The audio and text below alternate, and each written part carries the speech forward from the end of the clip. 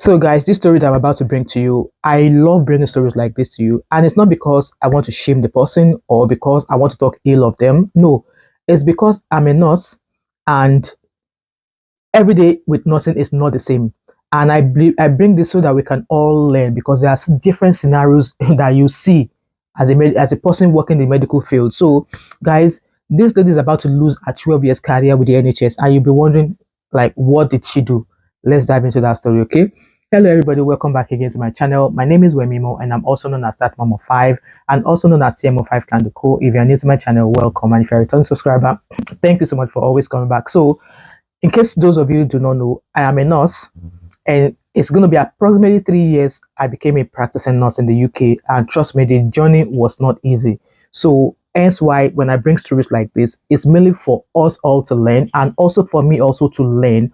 And in this story, I'm going to be pointing out the error I felt the nurse committed, and also the error of the patient in question. And as for the hospital themselves, I want to believe that they know better because when they are formulating all of these rules and policies for nurses to follow, they all have to consider the fact that we are humans.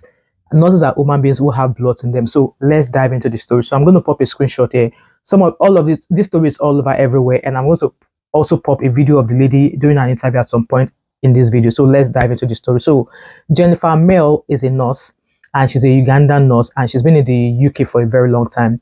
So she has actually gone to file a legal claim after being disciplined for using convicted criminals' preferred pronouns. So, guys, this in terms of pronouns, and this story is centered around somebody in the LGBTQ thing, okay? So this preferred pronoun thing, we had a training about it at my work actually. Until tomorrow, I'm still confused as to how the pronouns are being used. And there was a time at work when we had to treat somebody in these preferred pronouns. We were given updated, like we were given information ahead, like 2 hours before the patient was prior to come down for their surgery. And our manager had to actually assign a staff member to look after that patient.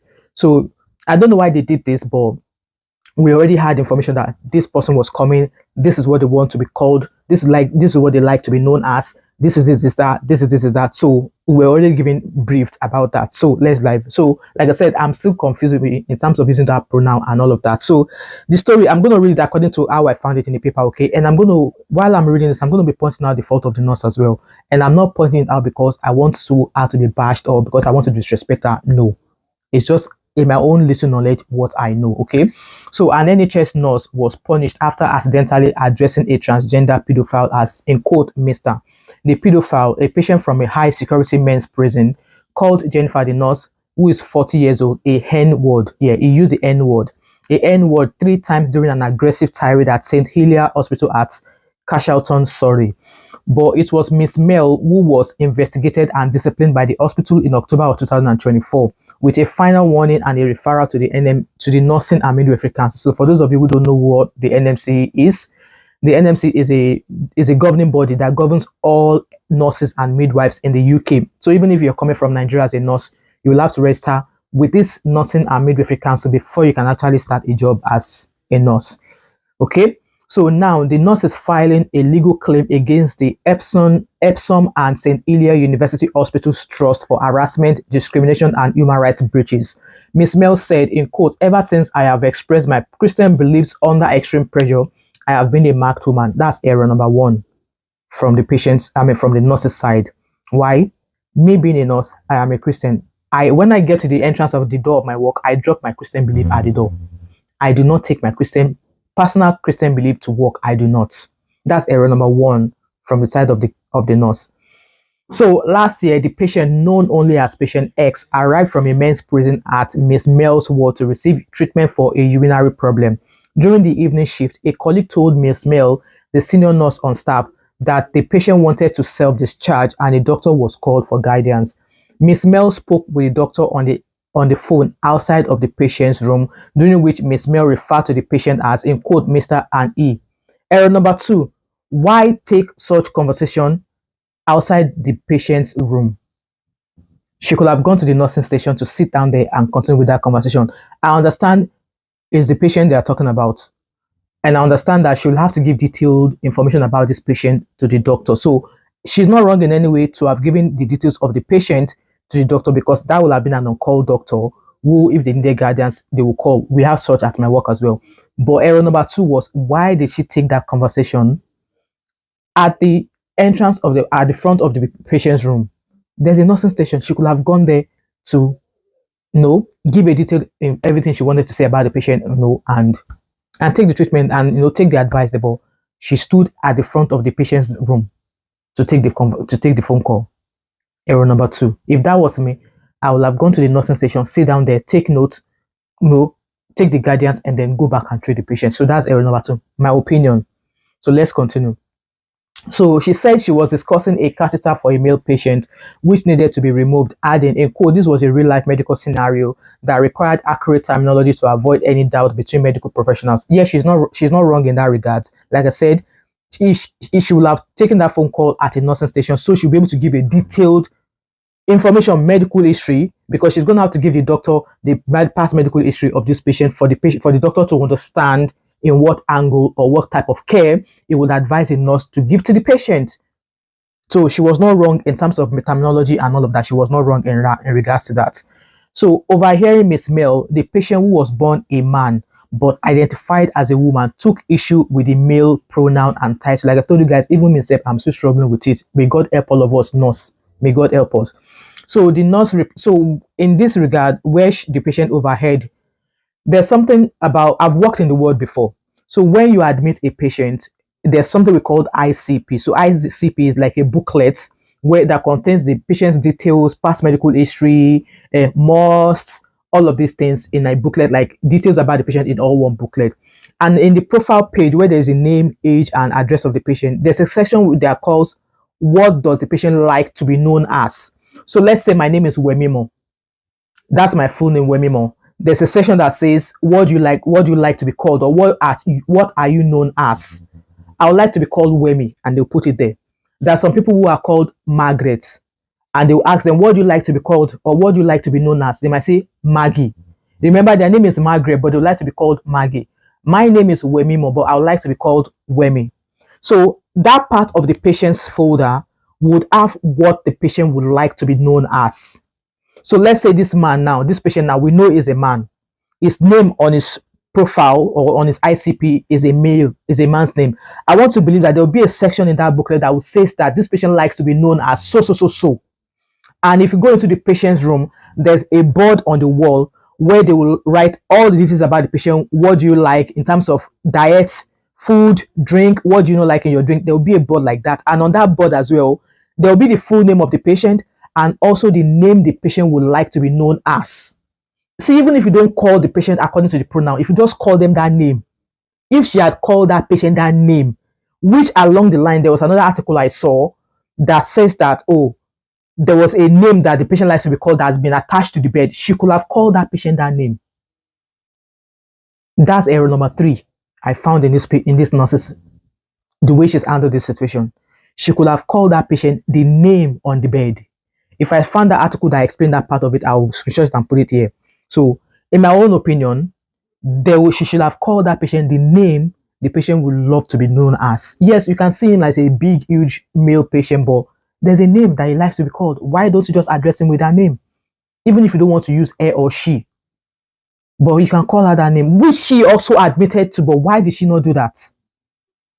So the nurse. This was a male patient under urology. On the bedside, it was just written his name, not miss or anything. So on the first glance, when I looked at him, I was like, wow. He was a very big man. So the nurse replied that she was, in quote, sorry, I cannot refer to you as her or she, as it's against my faith and Christian values, but I can call you by your name. She could have called that patient by the name the patient wants to be known as, and I stand to be corrected. There's a section in the patient's profile in their admission book that says what do you like to be, or what are you known as, or what would you like to be known, or what would you like to be called. That's the error she made there. So that's another error on the nurse's side. Okay, so the patient began to verbally abuse the nurse, saying, in quotes, imagine if I called you the N word. How about I call you the N word? Yes, black N word. So on The the first glance, when I looked at him, I was like, wow. He was a very big man, very huge, about 6 foot tall. He literally stood up and began to throw racial slurs at me and said, "Do not call me mister. I'm a miss. I'm a woman." The patient also lunged at her, despite being restrained, and threatened to make a complaint. She said, Miss Mel said it was terrifying, had never been called that word before, and I thought I was going to be attacked. So, in a way, the patient shouldn't have proceeded to being racially abusive towards a nurse because at the end of the day, this nurse has your best interest at heart. She was looking for a way to relieve you of the issue of not being able to pass urine. So I felt being aggressive, it's not warranted. I would not want anybody to be aggressive to me while at work. Because that alone could make me say, you know what, I'm sorry, I don't want to treat this patient. Could you find another member of staff? Which I am allowed to do. So last month, Ms. Mel received a letter from the Nursing and Midwifery Council, which is assessing our ability to practice. Its code of conduct, it's the code of conduct. I can't talk. The code of conduct states nurses should not, in quote, not express your personal belief. Yes, that's one of the NMC code. Nurses should not express your personal beliefs, including political, religious, or moral beliefs, in an inappropriate way. Therefore, although Ms. Mel felt unable to identify patient X using the preferred pronoun due to her religion, it could be perceived that, in quote, Ms. Mel's action could be seen as a potential breach of the code. With this being said, there are times when I'm looking after a patient and they will say, "Oh, God bless you." At times, I will be like, and in a way, I will say the same back to them, "God bless you," and then I will shut down any further conversation. And then with time they'll be like, "Oh God, you see when the patient starts talking about God, God, God, God, God, or church, church, church, church, church," I try not to further or ignite that conversation. I try to stay away from it because anytime I go to work, I drop my Christian belief at the door. I drop it at the door. So when the patient is going in that direction of conversation, I try to stay away from it. Or I'll just repeat whatever they say. I just repeat it after them. But I will never be the first. I will never be the person to start such conversation because we've learned there have been several past stories of Christian nurses praying for nurse patients saying that their cancer will be healed by God, and they got into trouble. If I find some of those articles, I'll try and put the screenshot somewhere here. So that's what the NMC said there. So Miss Mel has denied there was any breach of code and said that a white colleague also referred to the patient as a male but suffered no abuse or investigation. But the patient did not hear this, your other colleague. It was you, Miss Mel, that the patient heard. So how can the patient go and old person where you know yes say call on that name? It was you the patient heard. Hence why he went mad. She said, in quote, "My conduct throughout the incident and during my career has been fully compliant with the code. I have been put at risk, but I am being treated like a criminal. Sadly, if you put your head above the parapet and speak truthfully on these issues in the NHS, the risk is that you will be knocked down, punished severely, and demoted. But it's not in your place to speak about these things in the NHS because you are not among the policymakers. You don't make the policy. You don't make the rules as a nurse. There are bodies assigned to make these rules and regulation. And if you as a nurse can't follow those policies, then you should not be a nurse. I'm sorry, I have to be frank with you. It's just like NMC code has been there before you became a nurse. And so because you now become a nurse, you now want to change rules because you are now a Christian, you want things to work in your way. No, and there, it doesn't work that way. It's an institution which you have to adhere to. It's just like a doctor telling you that, just like a doctor, when they tell them they can't do something, and I say, "Oh, because you are now a doctor now, they need to change things now because you are now a doctor." No, it doesn't work that way. I'm sorry, baby girl. It doesn't. So the NHS captured transgender ideology. So this is the body that reported the story. Christian Legal Center is supporting Mrs. Mel's legal claim, and the executive of that Christian Legal Center said the NHS appears to remain captured by transgender ideology to the point it is prepared to back a convicted pedophile who was clearly very disturbed and shouting racist comments over the Christian nurse. Like I said, if you come at me violently as a staff, I'm going to just go say to my manager, "Sorry, I don't want to treat this patient. I don't want to collect blue. I'm sorry." And the manager will have to find somebody else to look after that patient. Okay. So Jennifer Mel, according to these people, Jennifer Mel was genuinely doing her best while not wanting to deny her Christian faith and biological reality. And it's kind of like surprising because as a Christian country, why is other new things like this gender appropriate and pronoun thing, why is it overshadowing what we do now? I'm just asking genuinely because, like I said, this is a Christian country. Why are we giving room? Why is all of these things kind of like overtaking the beliefs that has been inputted in us as a Christian, as being a Christian world? Guys, please help me with the comment section if you have understand, because for me, I do not. So these people, this legal Christian council continue saying we would ask West Streeting as health secretary to investigate what is happening here. He is already involved in the Darlington nurses case. I think I'm going to go and find out about that case. And as previously said that he is horrified by how they are being treated. It's time for government intervention on this matter. I agree. 8 nurses at Darlington Memorial Hospital are suing the County Durham and Darlington NHS Foundation Trust, their employer, for sexual discrimination and sexual harassment after Rose Anderson, a transgender nurse, was allowed to use a female changing room. Oh, I know that news. I'll bring that news later to you. I'll bring that news to you guys later. So you guys heard from that story there that Nurse Mel, she refused to call this patient by the pronoun, citing her Christian belief do not agree with her saying so. And like I said, guys, if that was me, I would have referred to the patient as the name he or she would like to be known as. So if you are a nurse here and you've seen that particular section of the patient information page, do let me know in the comment section. Would you have continued saying, oh no, I can't call you by that? Even though she said that, oh, I can call you by your name. Look at the other names the patient has. Call them by that.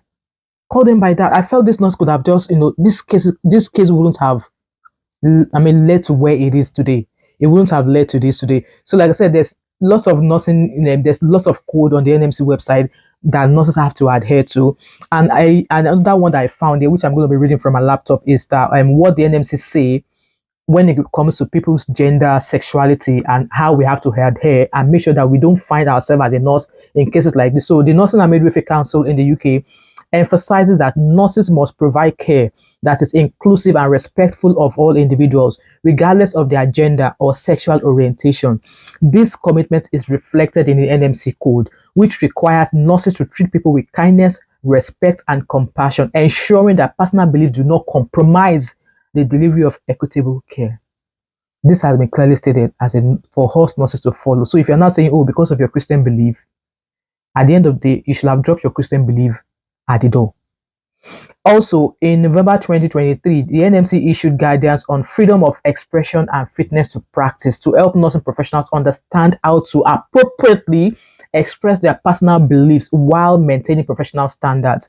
The guidance acknowledges the right to freedom of expression, but underscores that this right must be balanced with the obligation to avoid discrimination, harassment, or actions that could undermine public confidence in the profession. For instance, deliberately misgendering a transgender individual is highlighted as behavior that could lead to regulatory action due to its inconsistency with the NMC's code. So what are we talking about here?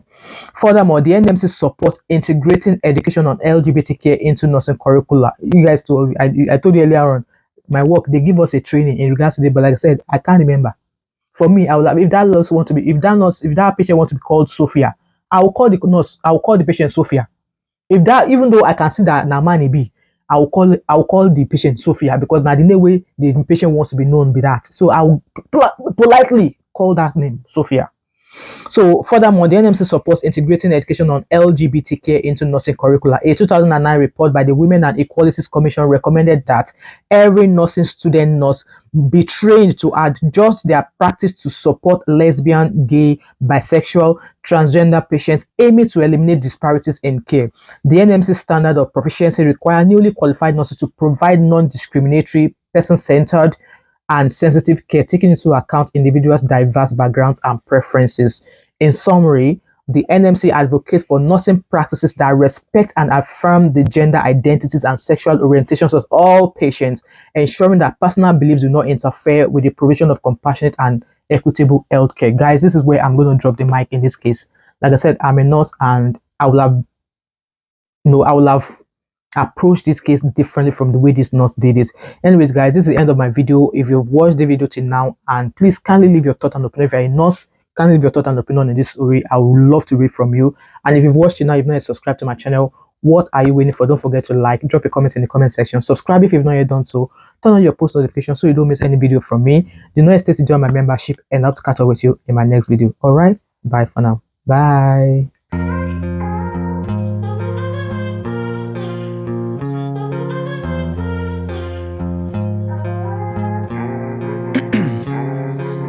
Ice in my veins, I've been driving this train.